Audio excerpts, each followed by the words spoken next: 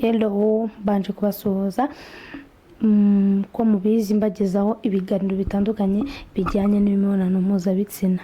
Murabizi mba narabagejeje ibiganiro mbagira inama uko mugomba kurongora abagore banyu. Aka kanya tugiye kuvuga ku bagabo bafite igitsina kinini. Reka mbivuge mbyeruye, imboro nini. Hari umugabo ufite imboro nini yivukaniye.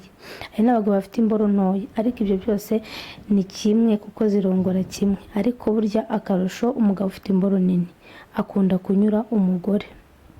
Kuko iriya mboro nini iya kurongoye yaguteguye, akenshi ugasanga hari imboro ibifite umutwe munini hejuru ariko hano hananutse.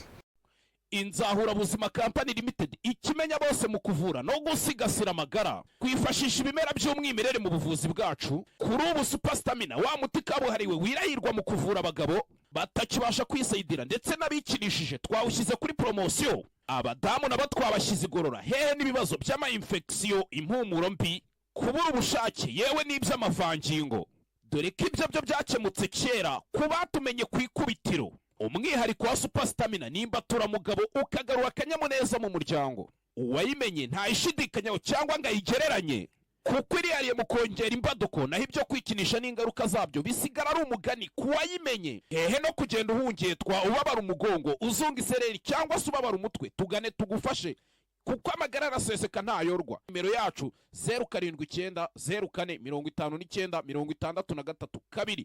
Murabona iyi mikrofone noneho gerekaho n'ikigi. Hano hari imboro ifite umutwe ungana gutya.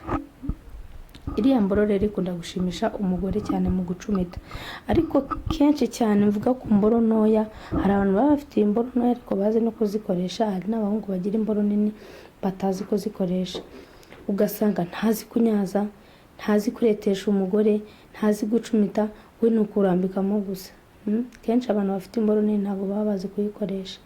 Niyo mpamvu nyamuga ko imboro ntoya ibiza akazi. Yego hari abantu baba bafite imboro ntoya cyane nabo zikabije nuko wenda batabasha kuba babyerura ngo babivuge. Aho ngaho ni mu byigumanire, ariko tuzajya tubafasha muri byose kubera ko nibyo twiyemeje kujya tubaganiriza. Nabo bafite intoya turaza kubarangira umuti bakoresha kugira ngo bongere igitsina cyabo kibe kigari, kibe na kirekire. Ndaza kubigeraho nta kibazo.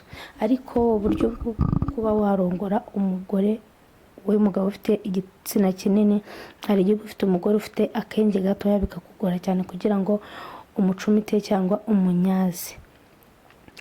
Ako kanya iyo uzi ko ufite umugore ufite akenge gatoya, ndavuga igituba gifite akenge gato, biravunana cyane kuri wa mugabo ufite imboro ifite umutwe munini yagera hano ikaba inanutse.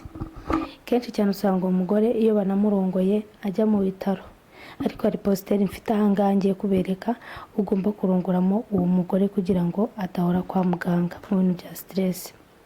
Hari ukuntu buri mu gitanda n'umugabo ufite ka kantu kabugenewe umuntu anyariza umugore we.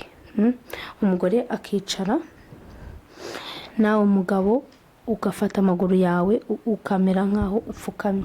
Umugore akicara akamera gutya, agashaka akantu yegama. Urabona ko sexe ye agashaka uburyo ki yakegera umugabo amaguru akacishamo gutya mu munsi, akegera umugore we akamunyaza yitonze.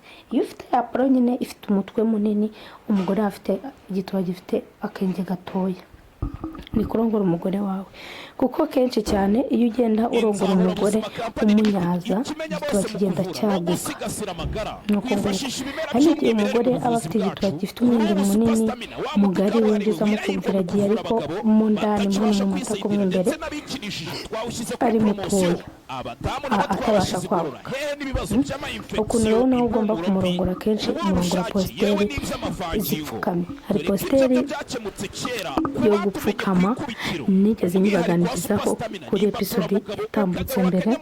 Iyi posteri yo gupfukama gutya umugabo akagutereka inyuma akakunyariza inyuma,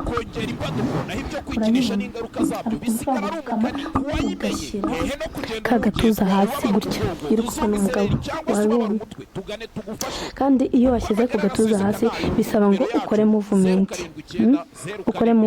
kugira ngo wa mugabo bimuryohere. Hari n'indi posteri iyo ufite akenge gatoya uzi ko ufite umugabo ufite imboro ifite umutwe munini, n'abafite imboro nini ariko ntitaye kuri abo ngabo bafite ifite umutwe munini. Hari imboro iba ari ngufiya, hari imboro iba ari ngufiya ari ngari mu bunini, iriya shyukwa neza umugabo akaba ukajya unacishaho ukuboko wijijisha ukumva neza ifite umugaga aturutse kurana akaye gukobeta wazana umubyimba. Iriya mboro rero ukuntu ugomba kumuha, ufata ukaryama umeze gutya, ukegama.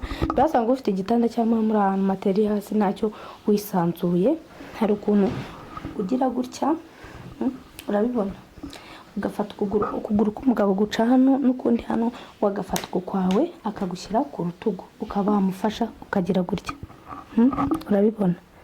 Gutya rero bimufasha kugucumita nawe ukagenda umwishyira bitewe n'ukuntu umubirimo neza. Twagiye rero ku mugabo ufite igitsina gitoya.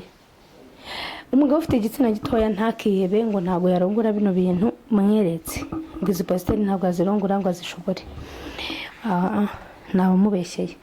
Ahubwo hano hari produit nshobora guha uwo mugabo ufite igitsina gitoya navugaga, afite igitsina gitoya ari n'igihe kiba kinanutse noneho ugasanga ni nakagufiya. Hano hari umuti, Inzahura Buzima Company Limited ikimenya bose mu kuvura no gusigasira amagara, kwifashisha ibimera by'umwimerere mu buvuzi bwacu. Kuri ubu Super Stamina wa muti kabuhariwe wirahirwa mu kuvura abagabo batakibasha kwisayidira ndetse n'abikinishije twawushyize kuri promotion. Abadamu nabo twabashyize igorora hehe n'ibibazo by'ama infection, impumuro mbi, kubura ubushake yewe n'iby'amavangingo, dore ko ibyo byo byakemutse kera ku batumenye ku ikubitiro.